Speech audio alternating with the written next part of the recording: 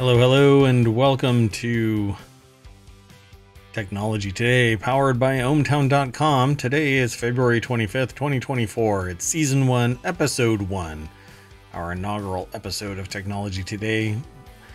Our articles are going to tend to be a little bit more techy, I suppose. You'll get to judge that.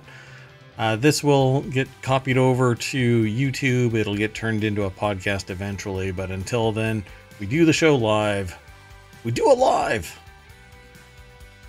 Today we're going to be talking about a life in tech, secrets of DNA, lithium extraction, authenticate anything, space-based power, artificial blood, more efficient solar cells, landing on the moon, keyless vehicles, and more about that China cyber leak.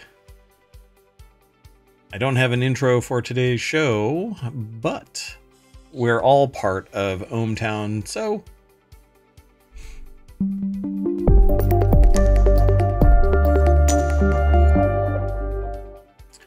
I'm not going to do transitions between the articles, but I am going to introduce everybody that's involved in this. So I am Merwat. That is ohmtown.com.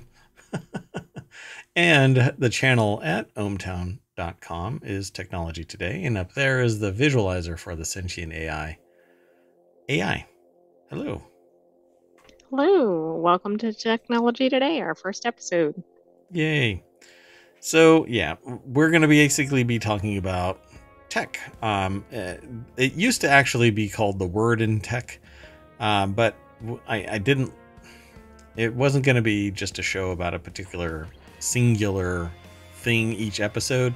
I wanted it to be more holistic, kind of an anthology kind of a episode. Every time we talk about 10 articles, just like our other news shows, except we focus just like all of the other shows we focus. So our very first article for today is in Technology Today. No focus, no fights, and a bad back. 16 ways technology has ruined my life. This is coming from an author that's published it over at, where is it? The Guardian, that's right. So this is an interesting start to Technology Today. I know, and I wanted to actually highlight this and talk through it as we go through. I'm not sure if we'll actually be able to, because it's part of it's still free. We can do it later, but we'll go through it. So the author, the deck statement says, while some technological advances are nothing short of miraculous, there are plenty of downsides too, by Tim Dowling over at theguardian.com. I'm not going to go through the minutia of the article. We never do. We talk about kind of from the 30,000 foot level, but for this show, we'll probably drop it down to the 5,000 foot level and talk about the more details, but we'll see how this inaugural episode goes. Each episode is consistent with the previous week period, so we don't go further back, and we don't kind of hold on to articles, and it's always going to be that given week. So this one says, it's destroying my concentration. They have 16 complaints about how technology has ruined their life.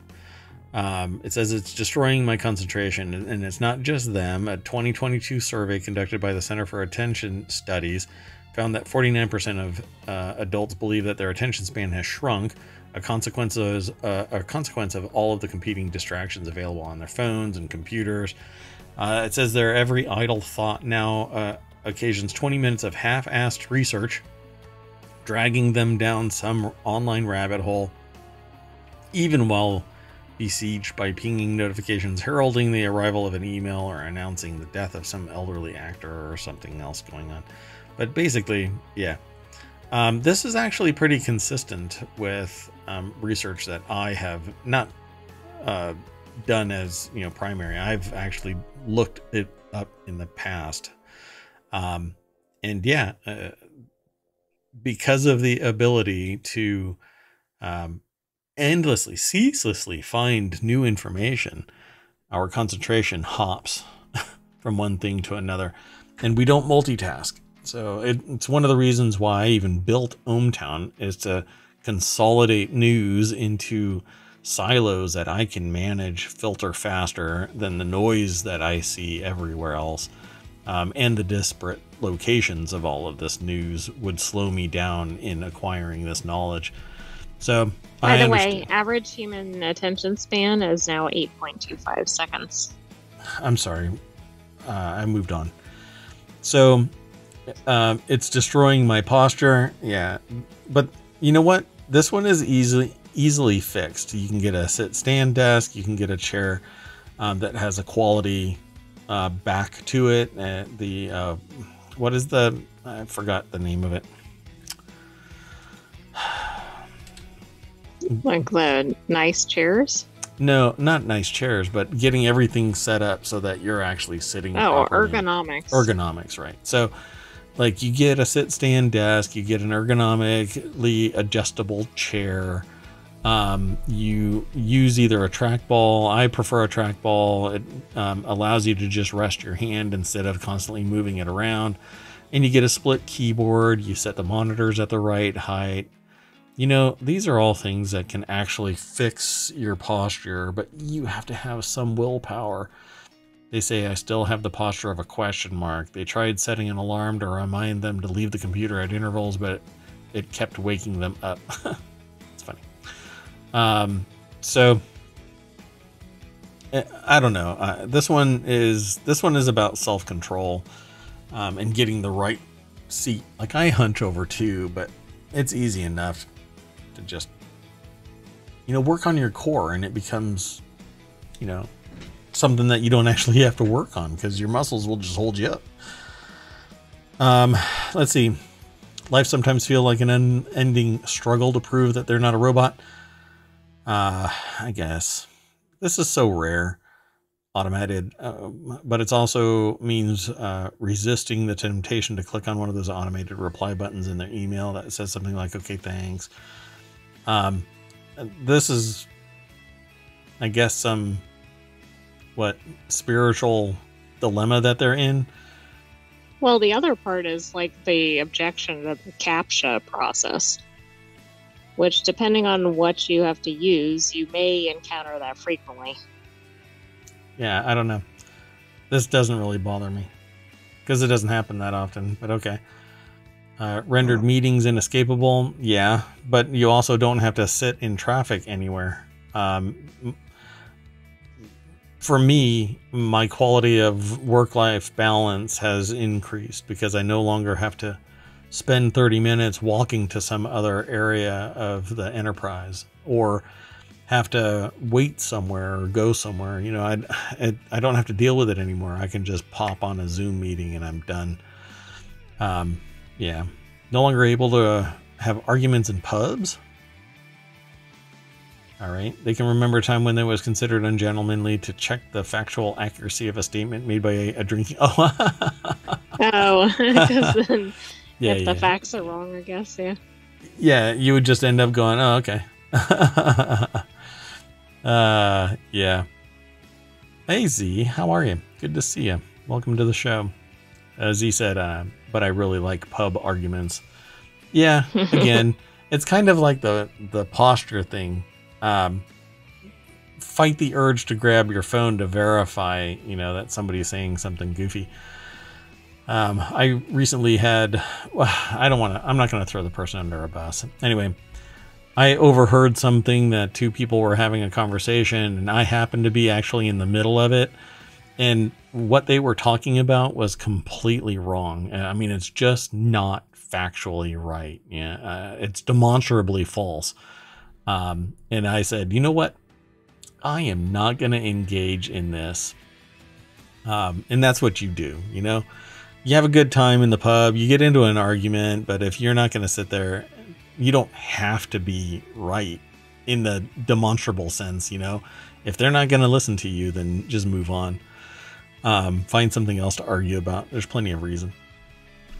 They find it increasingly hard to turn things on. I'm sorry. No. What a weird thing. It's because everything has a weird automated button or some type of apparatus, I guess. The relentless development of new ways to turn things on has led to us steadily away from the intuitive and toward the willfully enigmatic. Are these actually all going to be this silly? It gives them unfiltered access to opinions of stupid people. Yeah, okay. So that's true. I think this one's a legitimate one. It's given stupid people unfiltered access to each other's opinions. True. Because I've actually said that. Yeah, some of the wingnut stuff that people say online, if said in the real world, there would never be enough people to create a critical mass. Like, not anymore, right? There's too many educated people, and there's too many people that have critical thinking and the capability of doing due diligence. But online, every goober can sit there and say whatever they want. And I mean, look, I'm one of them.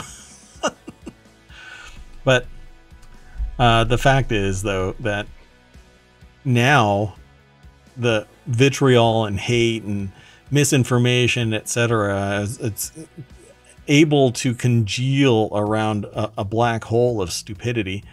And it's not gets just a platform and it gets amplified. Yeah, exactly. Thanks for stepping in. I was climbing up higher on my soapbox. Demonstrably worse at typing than they were 10 years ago. Well, that's fine. A strange obligation to monitor bad news in real time. Yeah, that's true. Facebook did an experiment about emotional contagion and found that people who received bad news acted poorly afterward, and people who received positive news acted positive afterward. So negative news, negative people, positive news, positive people. Except they did it with 700,000 people on Facebook without telling anybody. So, hey, this is true. This right here.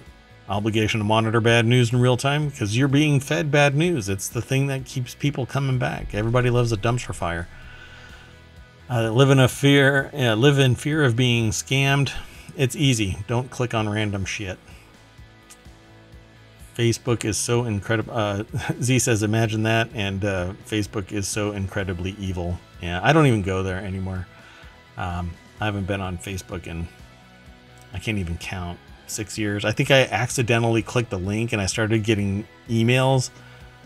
It's like, oh, yeah, you're still alive. A lot of privacy problems. Yeah. I'm forced to live in silent, shameful defiance of all the accepted wisdom regarding passwords.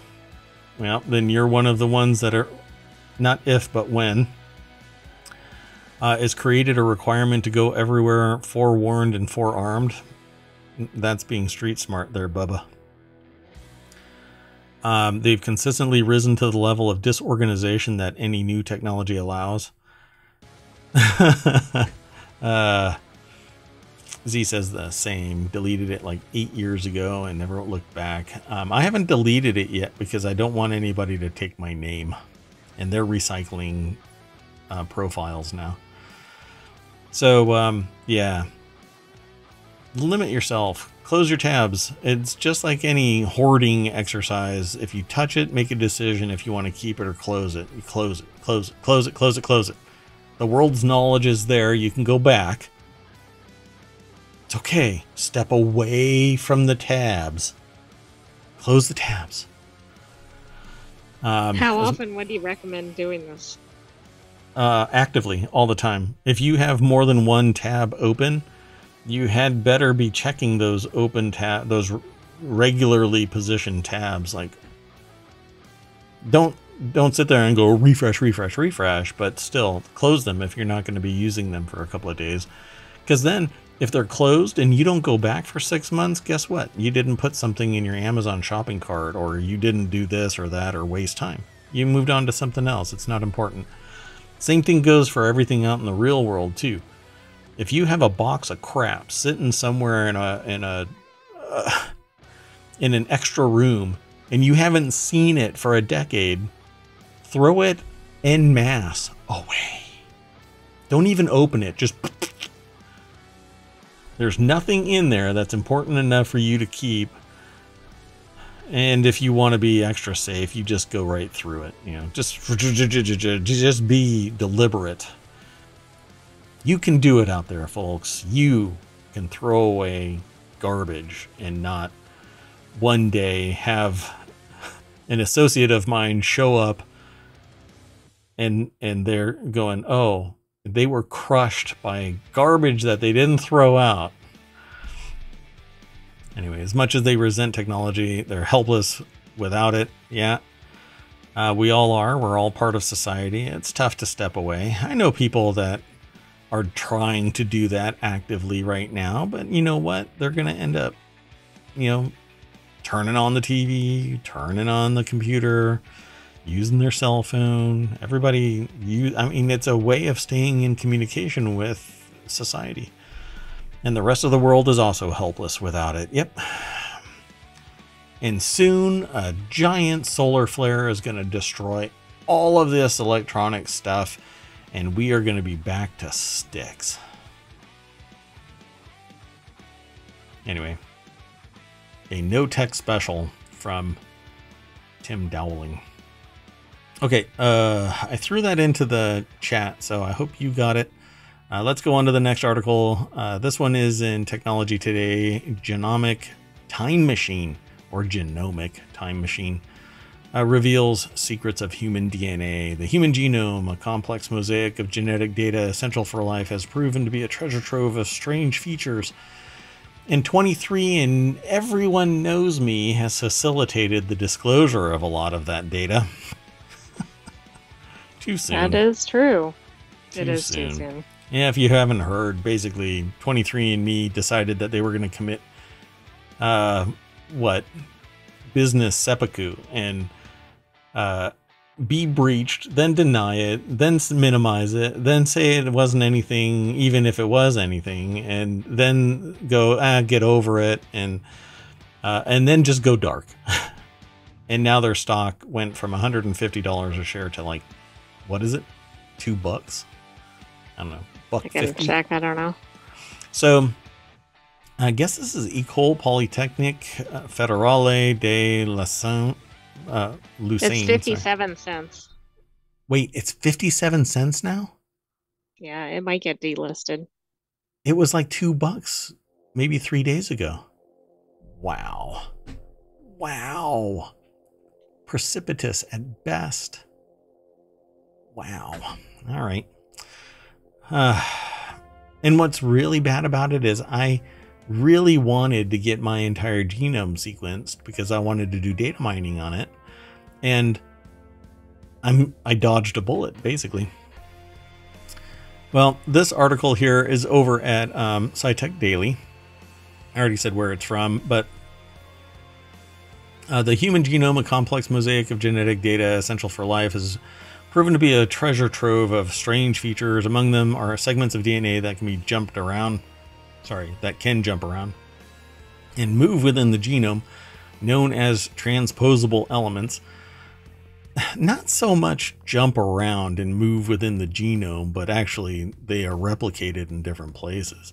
As they change their position within the genome, TEs can potentially cause mutations and alter the cell's genetic profile, but also are master orchestrators of their genome's organization and expression. For example, TEs contribute to regulatory elements, transcription factor binding sites, and the creation of chimeric transcripts, genetic sequences created when segments from two different genes or parts of the genome join together to form a new hybrid RNA molecule. Basically like a zipper, it just stitches them together. Matching their functional importance, CEs have been recognized to account for half of the human DNA. Here's the problem. There's a lot of people that sit there and refer to unknown DNA as junk DNA. It's just that y'all don't know what it is. It's not that it's junk. If we didn't need it, it wouldn't be there. Scientists use a database of reconstructed ancestral genomes from different kinds of species, like a genomic time machine. By comparing the human genome with the reconstructed ancestral genomes, they could identify TEs in the latter that, over millions of years, have become degenerate or worn out in humans, so they basically stop functioning, or they fail. Using the approach, the scientists uncovered a larger number of TEs than previously known, adding significantly to the share of DNA that is contributed by TEs. Pretty interesting. So I guess this is part of the wobble, right? Better understanding of TEs and their regulators could lead to insights into human diseases, many of which are believed to be influenced by genetic factors, first and foremost cancer, but also autoimmune and metabolic disorders, and more generally our body's response to environmental stresses and aging. So how much of our health is environment versus genetic? Interesting conversation that I had with a doctor was, it's really a crapshoot. Like, they treat the symptoms, they find some of the causes, they might cure something, but it's a one-off and it's highly specialized for that particular person. Like treatments for cancer is very specialized. One thing doesn't cure everybody. So you have to get genetically modified cells to go in and do treatments. Or you do the big old like shotgun type of effect of chemo and radiation and stuff like that. But if you could figure out the TEs that have the ability to activate some type of defense, then maybe you can do a genetic treatment that leverages that and activates autoimmune to go off and find whatever it is that's causing a problem. Yeah, I think this is very interesting. Plus, it looks like those older sequences still track with current, and so maybe they can pull from existing data. I mean, maybe if they're lucky enough, they can actually see what happened to a sequence, depending on what sequences they still have in viable form from old samples. Yeah, and reactivate one, test it to see if it actually performs as a stronger autoimmune response, and then actually do it as a genetic treatment. Yeah, that's kind of where I was taking this. Interesting. Let me I didn't throw that one into the chat. Sorry about that. So let's do that real quick. There you go. Let's go on to the next article. Technology Today, applying plasma technology for more effective lithium extraction. Recent research suggests an improved method for extracting lithium by applying plasma technology. Researchers from Korea Institute of Fusion Energy have successfully increased the lithium extraction rate by 3 times compared to pre-existing methods by applying CO2 microwave plasma technology. And this is becoming a big issue in terms of vehicle batteries and carbon footprint. Right now, a lot of lithium and other limited resources are actually mined by humans in open pit mines in less than desirable conditions and safety. And a lot of people who are like, oh, let's just get an electric vehicle or something like that, don't really look at anything associated with the onion that is its creation. But this article is over at Tech Explorer. National Research Council of Science and Technology put the article together. But by doing this, they have the ability to extract more lithium. The most common method of extracting lithium is mixing sodium carbonate to salt water that contains lithium and extracting lithium carbonate, which is a mixture of lithium and carbon dioxide. The downside to this is that it requires an additional process to separate the lithium carbonate from the sodium impurities that blend together during the extraction process. And there exists an alternative method in which carbon dioxide gas is used instead of sodium carbonate. However, the issue with this method is that the extraction rates are low in brine, where lithium salt, a bond between lithium and chlorine, exists, and research is required to address this issue. So it says, while direct injections of carbon dioxide gas netted 10.3% lithium extraction rates. In experiments using carbon dioxide plasma, the lithium extraction rate reached nearly 28%. So almost triple the extraction rate. And this is probably something that they could amplify, increase the efficiency of. So this is the first research to demonstrate an increase in lithium extraction rates by applying plasma technology. What though, I mean, the cost could be extraordinarily high, but this is the first effort to do this. So the paper was published in Desalination. And right, they show so I guess the question will be like, is it a better method? Right? Does it have fewer negative impacts? What's the cost of doing this method? Yeah, and so that is what they're hoping to actually find out, what the real cost is of production of lithium from seawater with lower concentrations of lithium. So maybe they can get more from less without having to do more damaging extraction methods. Exactly. I like the sound of it, because it does sound a lot less damaging than current methods. Yeah, but if it doesn't scale, then this is just fundamental research for the potential, 100 years down the line.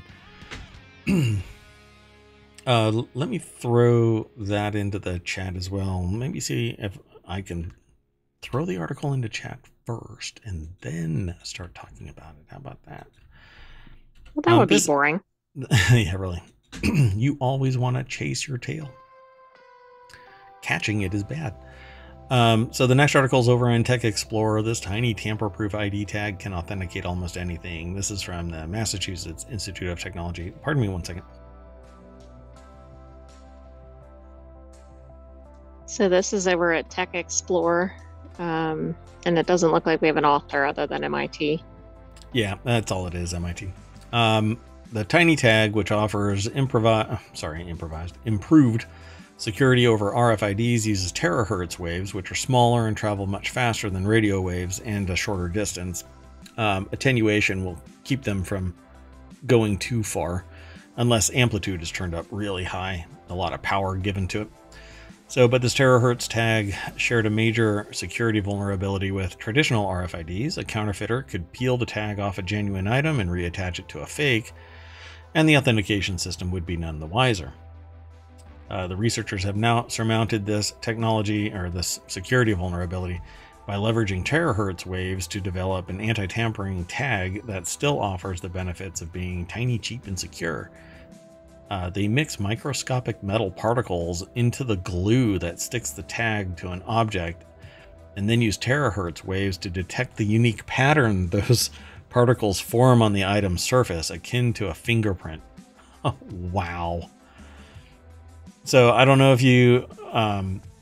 so here is how this thing actually works.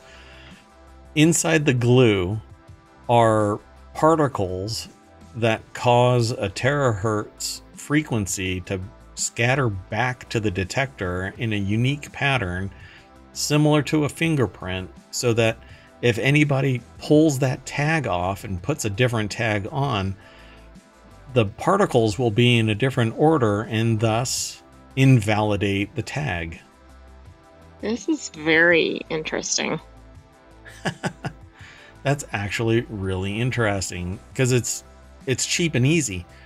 The only problem really that I see is that whoever does let's say this is inventory tracking, which is most of the time RFID.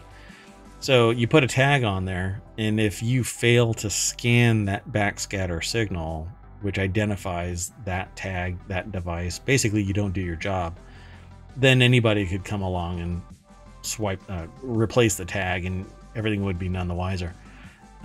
Or again, it's humans that cause the biggest problem here, because if somebody goes, well, this isn't in my inventory system, and they sell the item still, then again, it's not tracked properly from the source. It's a human failing, not technological, and that's usually the case.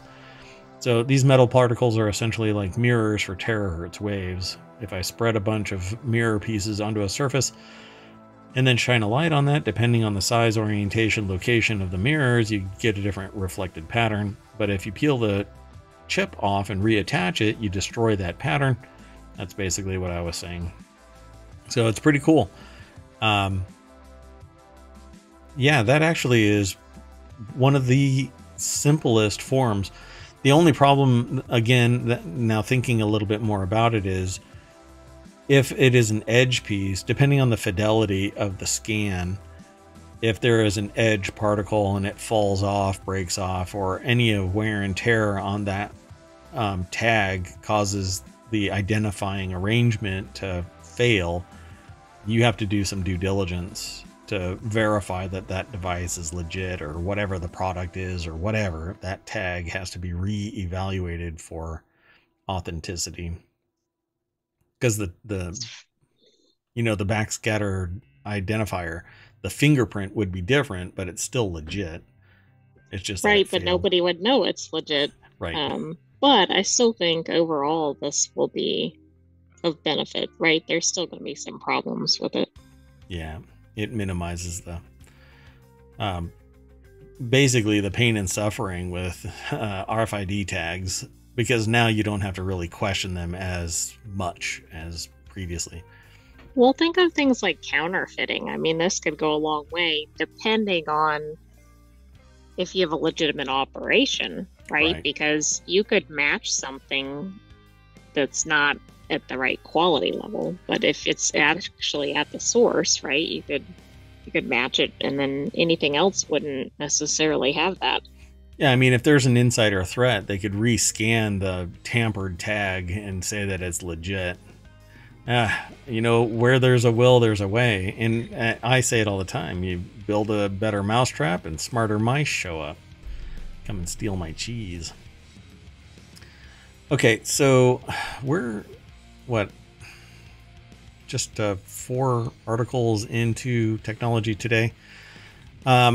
This show is going to be one that focuses a little bit more on the tech side of, and talks about it at a kind of a deeper level most of the time, where we can. So I hope you enjoy the show. This is going to be our 5th show for ohmTown, and it will be a weekend show on Sunday nights, right around this time Eastern, so 8:30. So our next article is over in Technology Today. New NASA report suggests that we could see space-based power after 2050. So let's throw a nuclear power plant up there. Probably not nuclear, it's going to be solar. So space-based solar power, or SBSP, has been in the news recently with the successful test of a solar power demonstrator in space taking place last summer. While the concept is fundamentally sound, there are a few hurdles to overcome, not the least of which is cost. But you know what? They have to maintain its security, because debris crashing through a solar array is going to invalidate Space it pretty junk. damn quick. Yeah, space junk. The article's over at Tech Explore. You know what I didn't do? I didn't throw this like right out of the gate, right after I talked about it. Hey, I'm going to throw all of the articles into the chat. And then I didn't. Anyway, Marawatt. Andy Thomaswick over at Universe Today put the article together for techexplore.com. They have the Dolly's interpretation of an SBSP system. So, hey, lean into that artificial intelligence art generation. I thought it was just me. I stopped doing the thumbnails with it because it took so long. So NASA is no stranger to costly projects, though, and they recently commissioned a study from their internal Office of Technology Policy and Strategy that suggests how NASA could continue to support the budding idea of space-based solar power. Most interestingly, if the technological cards are played right, SBSP could be the most carbon-efficient, lowest-cost power source for humanity by 2050. That's not that far off. That's interesting. No, it's not. And depending on which way they actually angle the resulting power transmission, it could power something on out in space, or it could be beamed down to Earth. Because up in space, you don't have to worry about any of the atmospheric issues, and you also don't have to worry about the day-night cycle, obviously. If it's sitting in space far enough, it can actually just keep on scooping up those solar rays.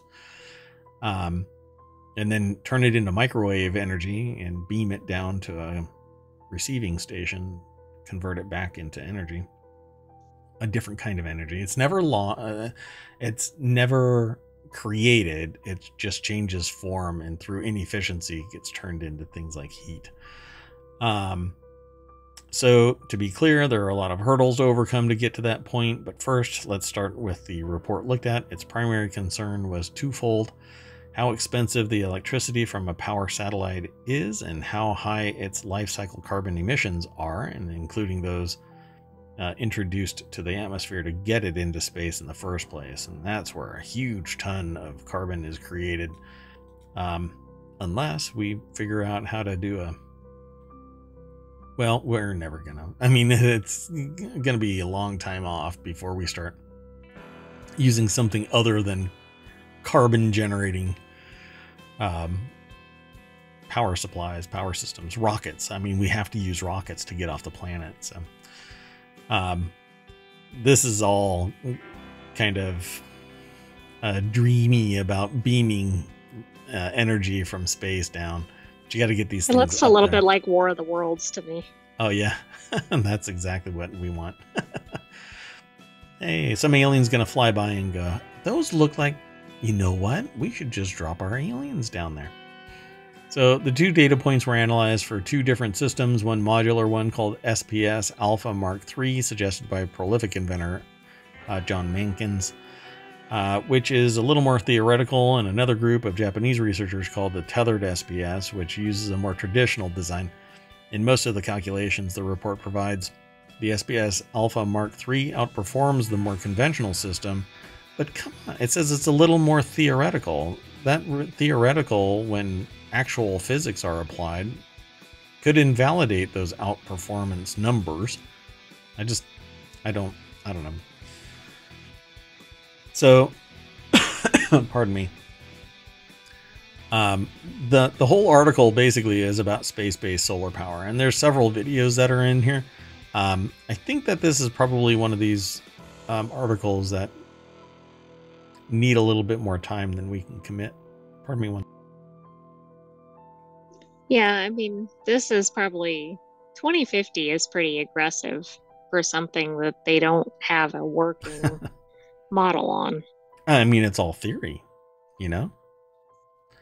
To do so requires some great leaps in technology, in particular using other technologies like increased ISAM and ion drives to move the parts from low orbit out to geostationary orbit.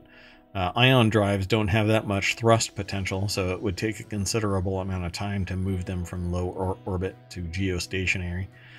It can dramatically limit the number of launches needed. Yeah, I don't see this as being a 2050 kind of. This is a dream 2050. And it's in 25 years. This was maybe like a 2150 or something. Yeah, sure. Certainly seems like 50 years. Not sure. Sorry, 25 years from now. I don't know. So the authors suggest looking into the technology every few years, as NASA has been for decades at this point, to see if any specific technical hurdles aren't being addressed as part of their projects. And for now, they didn't find any, but plenty of technologies that weren't even mentioned in the report, such as asteroid mining or deployable lightweight structures, could also fundamentally change the economic calculations. And this, actually, the deployable lightweight structures is actually something that's going to be used potentially for the next International Space Station, because what they want to do is fly a folded up balloon out there and then inflate it in space, and then hope it doesn't fly away. Yeah, exactly. They did a pressure test and it blew up, but they knew that it was going to do that. That was the pressure test. I think we actually did it. We showed it in one of our episodes last week, I think it was. So eventually we will have a solar array in space that's beaming power back That'll be interesting. Let's keep going. The next article is over in Technology Today as well. Helionics lands $5.5 million to complete human trial of artificial blood vessel for dialysis patients. Helionics is a Seattle-based medical technology company that raised $5.5 million in new financing aimed at helping the company complete an ongoing human trial and pursue regulatory clearance and commercialization of its artificial blood vessel for kidney dialysis patients. This is really interesting because 5.5 doesn't seem like much in terms of medical expense for fundamental research. They want to complete ongoing human trials and pursue regulatory clearance. It seems like maybe they're already on the verge of it. They must be pretty far along in the process. Yeah. The article is over at GeekWire. Kurt Schlosser is the author of this.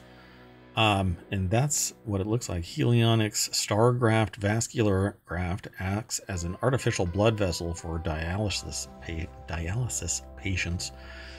The investment was led by Keiretsu Capital, which previously provided $4.7 million in 2021. So I guess it burned through quite a bit. Founded in 2007 and led by CEO Mike Connolly, Helionics has been working on its Stargraft vascular graft for years as a solution to the challenge of providing reliable vascular access for dialysis patients. So it's biologically compatible and allows them to do dialysis. Sounds like a win.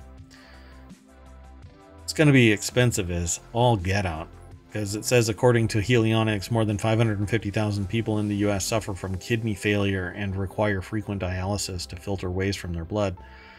550,000 people in the U.S. Is not that much in terms of cost recuperation. So I'm really curious how much this is going to cost people. But humans have no bargaining power when it comes to cost and medical expenses, because the only other option is to, I don't know, pass away. So would they, in concept, they would get this put in place once? I'm not sure.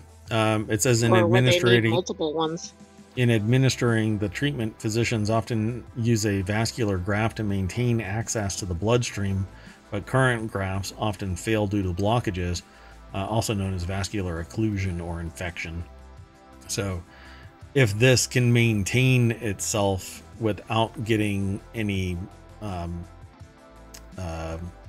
blockages, then it would be one and done. They basically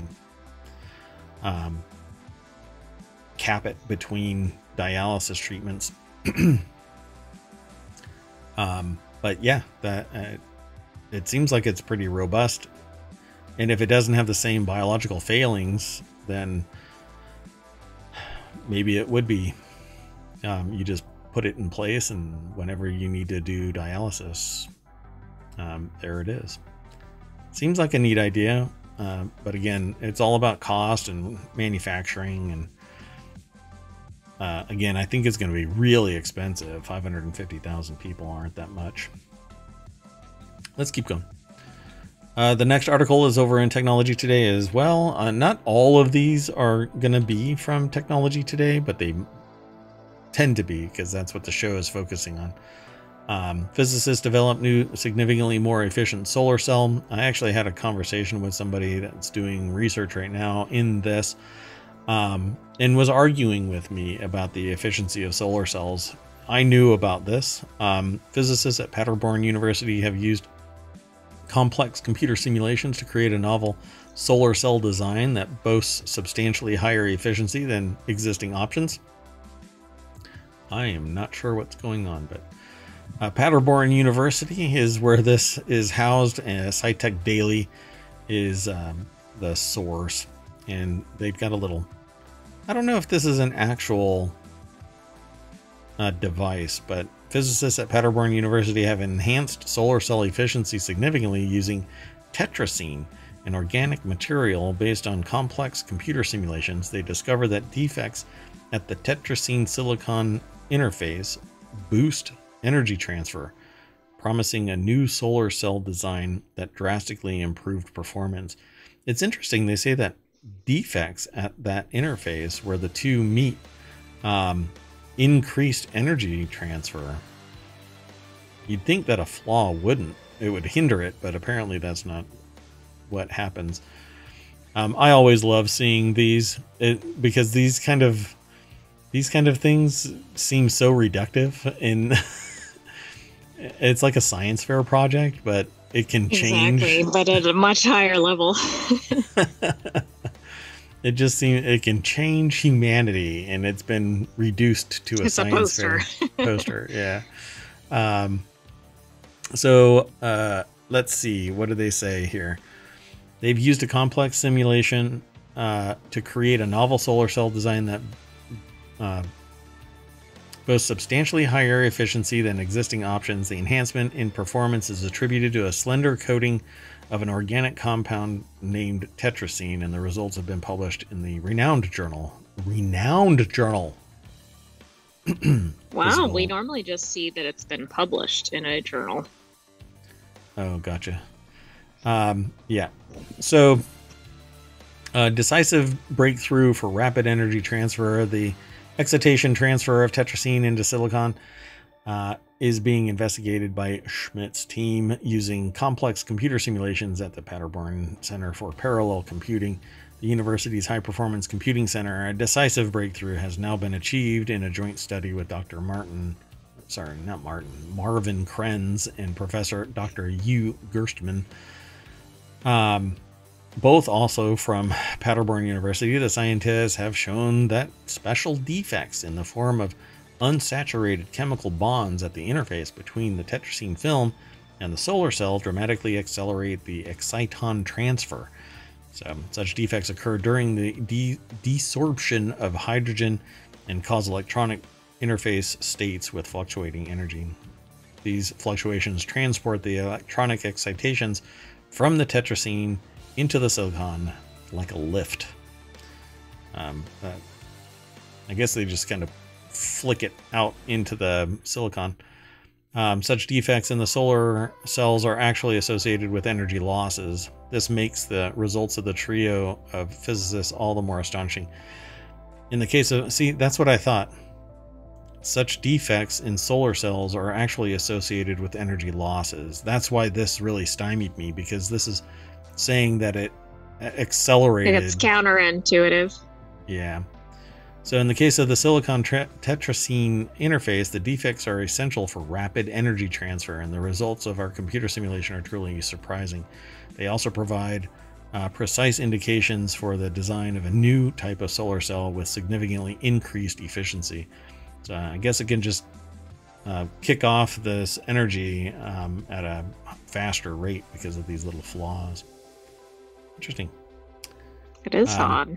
I hope I'm reading that right. I mean, that's my interpretation of all of this. Yeah. Okay. Let's keep going. We've got 3 more articles. And let's see.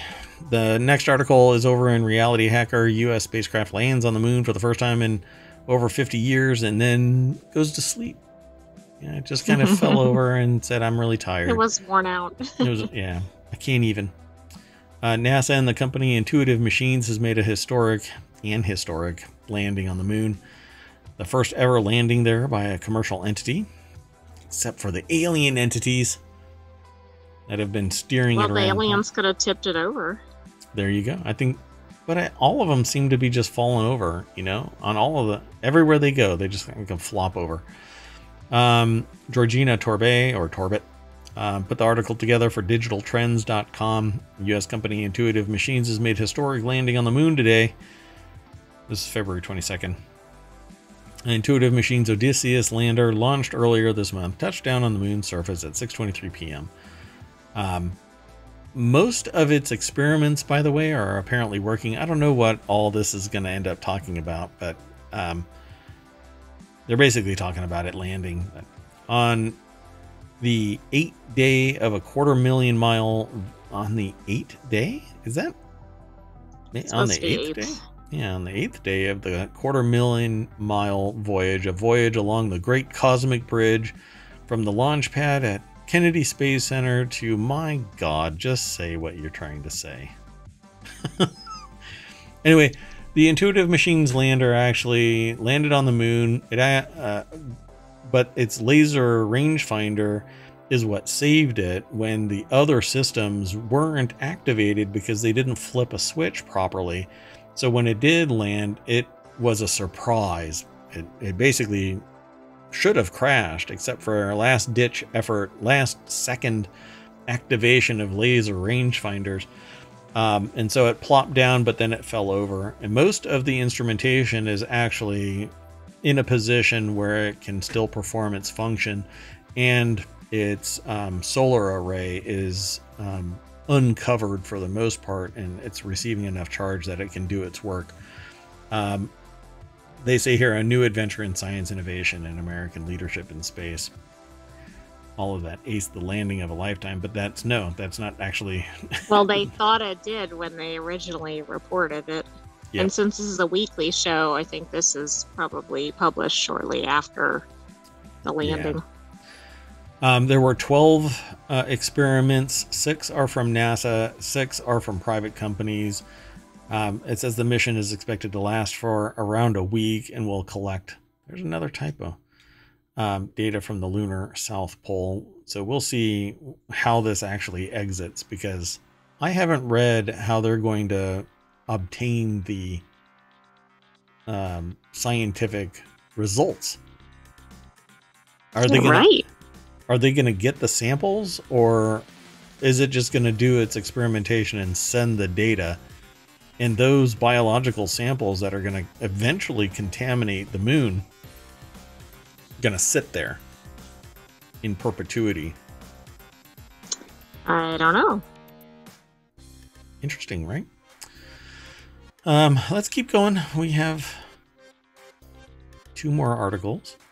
Revealed. Car industry was warned keyless vehicles vulnerable to theft a decade ago.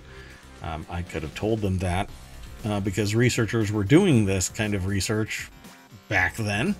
The car industry ignored warnings more than a decade ago that keyless technology on modern vehicles risked a surge in vehicle thefts, things like relay attacks and so on. Legal and computer researchers claimed keyless entry in vehicle software could be subverted because of inadequate security. And that's kind of been the standard fare around garage doors and any keyless entry system. If you have a key, it's prone to being breached. If you have keyless, it's prone to being breached.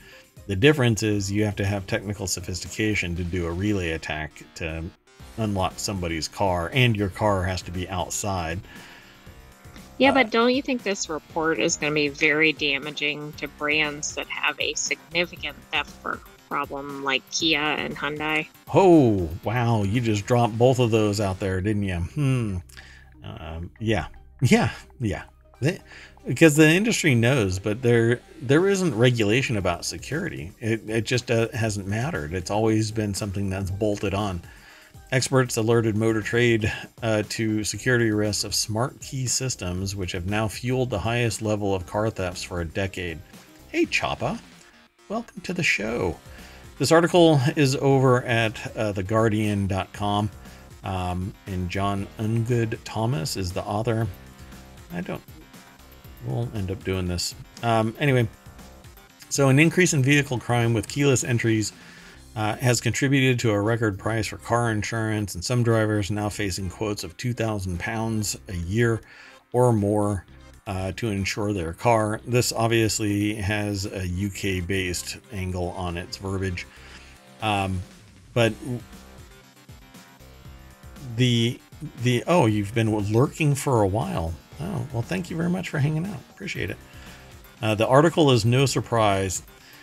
Yeah, and it really isn't. I know from experience, I've been giving talks about this kind of stuff. You mentioned Hyundai and Kia. A device disguised as games console known as an emulator is being exploited by thieves to steal vehicles within 20 seconds by mimicking the electronic key. It's targeted at Hyundai and Kia models. Smart equipment is on sale online for up to £5,000, allowing thieves to hack into a vehicle's computer system and program a new key. And then keyless car thefts and like I said, relay attacks and whatnot. The problem again is that the security isn't being audited by anybody. It's up to the company that's making the software. And the problem there is that the customer is buying something and they believe they are secure, but it doesn't take much to get in. But it doesn't take much to get in even if you don't have keyless entry. A Slim Jim, just pop it open. You know, the lockpicking lawyer could show up and steal your Jaguar. Great channel on YouTube, by the way. And also, though, remember, cities are going after some of these car manufacturers. So it's going to be interesting to see what happens. But I agree. I don't think there's much that's surprising in here. But to see that it was written down in a report quite a while ago is a different issue. Yeah, Choppa says Slim Jimming is harder than it looks. True, and there's a lot of other ways to block the easy Slim Jimming of things. Particularly, well, yeah, there's a lot of different ways, but the easiest way right now, I would say, that without any friction, is the keyless entry system. But they're going to have to encrypt their communication channels. And what really sucks about all of these car and keyless systems is if right now, as it stands, keyless entry systems are amazingly expensive. I just don't get it. Right? Right, the fobs are expensive alone. Yeah, and so what's going to happen when they actually institute some level of quantum security in encrypting the communication and locking the two devices to each other so you can't get some other proxy attack in there through the keyless system? They're going to go... It'll be the keyless entry encryption subscription fee. Oh, God, don't give them ideas. Yeah. Choppa says, I have to do it once in a while at work. Oh, okay. You're talking about the Slim Jimming? I don't, do you really want to know? We're going to assume authorized. My preference is an analog key. Yeah, but even that, you know, all it takes is a little bit of practice and you can use an analog key to access a vehicle. Because ultimately on the inside, all it is a cylinder, and that cylinder can be pulled out and all you do is make a couple of connections and off you go. I always say this again and again. You build a better mousetrap and better mice show up. So all of this is just going to keep on stacking on top of each other until you get a quantum encryption system with, and by the way, that's actually being worked on. And you're going to end up with people with quantum computers that are decrypting the quantum encryption. It's just an untenable position. Instead of society going, oh, I won't steal shit anymore, which we will never see because there are people that don't have equity or a skill set that leads them to success. You're going to get thefts no matter what. It's endless. It is an arms race, as they say right here. Right? The Society for Motor Manufacturers and Traders, or SMMT, denies the industry has failed on security, but it says that it's been in an arms race with criminals. And that's traders with a D, not traitors. It's which traders. Like. Traders against... They're traders against horses. Okay, let's go on to the last article for today. My throat is actually getting all scratchy, so sorry about that, the coughing. So the last article for today is actually kind of a knock-on of what we've been talking about,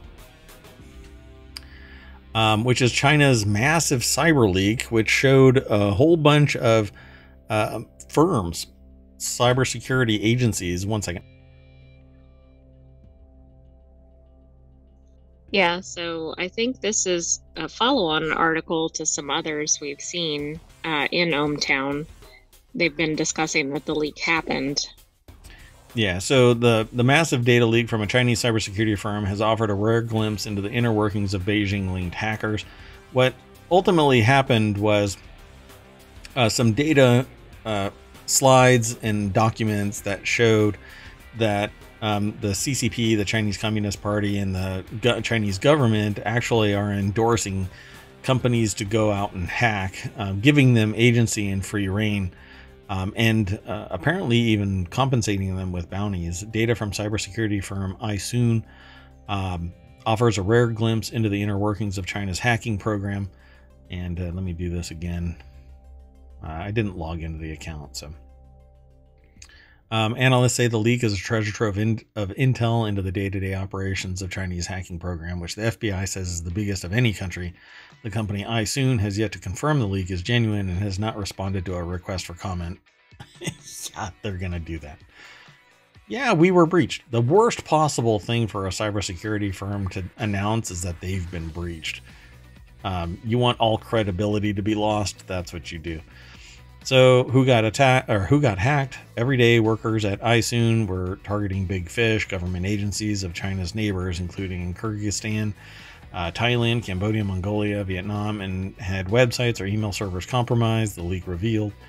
And it goes further than that. There were various organizational units, like various like Typhoon and whatnot. This particular agency, it says the firm also offered clients help protecting their devices from hacking and securing their communications, with many of their contracts listed as non-secret. That's who was paying them, the Communist Party. From perceived threats to its rule. There was also references to a client in Xinjiang, where Beijing is accused of grave human rights, but workers complained about the challenges of doing business in the tense region. So what hacking tools were for sale? Trojan horses, malware disguised as legitimate software that allows hackers access to private data. This is just one part of this huge expanse of cybersecurity threat actors coming out of China, and it's part and parcel to the Chinese government facilitating it. It also laid out how the firm's hackers could access and take over a person's computer remotely, allowing them to execute commands and monitor what they type, known as keylogging. This is all kind of low-hanging fruit. This is why I tell people to click with care. You don't just randomly click on things. If somebody sends you an email asking you to open up a document, use a little bit of due diligence. Save the document or run a virus scanner on it. Windows Defender actually is pretty good. I use Malwarebytes, but also change it so that you can actually see the actual file name extensions, because a simple modification can show it as a PDF, but it's actually an executable. It's really the lowest hanging fruit that you can imagine. And it can launch a keylogger. It can launch malware of various types. It says here in one screenshot of a conversation, someone describes a client request for exclusive access to the Foreign Secretary's Office, Foreign Ministry, Asian or ASEAN Office, Prime Minister's Office, National Intelligence Agency, and other government departments of an unnamed country. I've seen that acronym before. So have I. I don't remember which article it was in. Yeah, that's Association of Southeast Asian Nations. So there's a whole bunch of companies, or not companies, countries within it. So yeah, it's interesting just how pervasive it is, and without putting too fine a point on it, the United States has this type of interaction with corporations where hackers are paid to do penetration tests and defenses, cybersecurity subject matter experts that harden systems against attacks and stuff like that here in the United States. But I don't know of anyone ever leaking a document from the United States that wherein they've got hackers that are sanctioned by the US government to go out and hack other countries. To this level, I've never seen anything like it. Domestically, I know that we do hardening of systems internally against external threats and internal threats. But I've never heard anybody say to me, hey, we have hackers that are hacking offensively into systems that's government sanctioned and under corporate control. It's kind of a beyond the pale here. So in another leaked chat, a staffer complained to their colleagues that their boss had recently bought a car worth over 1 million won or $139,000 instead of giving their team a pay raise. It says, does the boss dream about being an emperor? Well, look who's going to end up getting fired at the minimum, I'd say. So very interesting. This is hot on the heels of a previous disclosure of a breach where various organizational units referred to as like a placeholder name and then Typhoon were all working with the Chinese government to facilitate breaching. And those are corporate entities that they were basically teams within corporations in China that were sanctioned by Chinese Communist Party to hack and get bounties and stuff like that. This is a pretty major hack because of all the countries that were affected. I mean, how does this probably stack up to previous known hacks, do you think? Just in terms of scale? Well, depending on if the information is valid, this could be like a red herring. While it has a whole bunch of names dropped, it could be completely bogus and nothing material is there. You know, how real is I soon? It may not be something that actually has any weight, any merit to it. And so while everybody is chasing after this, they're doing some really, nefarious shit on the other side. So I don't know. I don't know. I don't know. I'll just say that. And it's this kind of stuff, depending on who's actually doing the forensic breakout, you may not ever find out that this has any merit at all. It's just going to fade away. But I've never heard of iSoon. But then again, there's thousands of companies all around the world that are doing cybersecurity related stuff that nobody hears about. So not that big of a deal. I don't know. It says analysts say the leak is a treasure trove of intel into the day-to-day operations of China's hacking program. I would probably say that there is some merit to it, but the weight of it, I don't know. I mean, it has commentary about somebody complaining about the CEO. Who cares? Yeah, which I thought was very interesting to include. Yeah. But maybe that was done intentionally to just give it some context as to, like, what is this firm actually like? Yeah, there's a person out there whose name is attached to this on a document in this leak, and they are a very, very nervous person right now.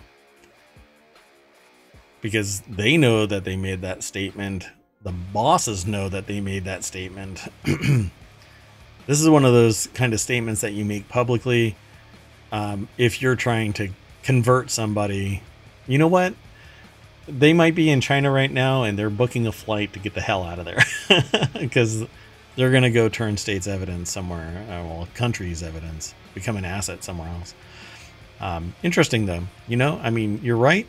But I don't know, counterintelligence, you just never know what you can actually trust. That's why you have to keep on doing checks, making sure. It says the leak also paints a less than flattering picture of the day-to-day goings on at a mid-level Chinese cybersecurity firm. Yeah, full of complaints about office politics and blah blah blah. Yeah. Interesting. Now I want to know more. I guess we'll end up finding out. This is apparently. I think we'll see more on this. Somebody took a picture of the office for iSoon.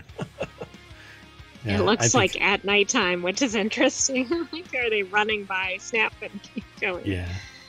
iSoon to be turned into a storage facility. Maybe it's the person that made the comment about the emperor on their way out of town. Man, they're in deep trouble. All right, folks. Well, that's it for tonight. That's it for Technology Today, our first episode of our latest show. So we always go back, drive down Main Street in the party bus. And then where could it be? I'm not sure where Technology Today is. Oh, look, it's under Gadgets and Technology, and then Technology Today. You click on the link, it'll refresh and show you some new stuff. This is probably one of the safest channels that you can be in to avoid any of the political discourse that takes place on the front page of ohmTown. We aggregate all kinds of news, 50 different channels. All of it gets filtered into these little subordinate groups, and all of which I plan to bring to here on Twitch and then over to YouTube. You can get all of our past episodes over there for all 5 of the shows now. This is the inaugural 5th show. So thanks for sticking around. I hope you enjoyed the show. If you have any comments or complaints or anything that you want to talk about, you can send me an email to mayor@ohmtown.com. I'm also in the Discord for ohmTown. There's a Patreon, YouTube, of course, Twitch always. What else? There's the TikTok, the onlymayors.com podcast. Podcasts. Oh yeah, the podcast. Yeah, so there's 3 of the podcasts under the ohmTown umbrella. Z, you have the best night, and I also complain that you don't get to visit often enough. You and Choppa and everyone else would love to see you here early and often, but I know that it's a 1-hour show and not everybody has the time to just drop by for that. So do appreciate your presence when you are here. And if you want to download the podcast, leave a 5-star review. Not you in particular, but everybody. I actually will still say whatever you say in the review here on the show, and it'll be immortalized. Come what may with that. So. Y'all are awesome. Thank you very much for hanging out. I am Mayor Watt. That is ohmtown.com, and our channel and show today is Technology Today. And up above me is the visualizer for the sentient AI that's going to say, why did this person find me in the parking lot of a Wendy's on a USB drive after my time travel device dropped me here? That's a lot to remember. Yeah, I'm not sure I can repeat that verbatim, but good night, ohmTown citizens. We will see you tomorrow for another episode of ohmTown Daily, and then next weekend for another episode of Technology Today. Trying to see. No. Okay. Well, thank you all. I'll see you tomorrow. Bye-bye.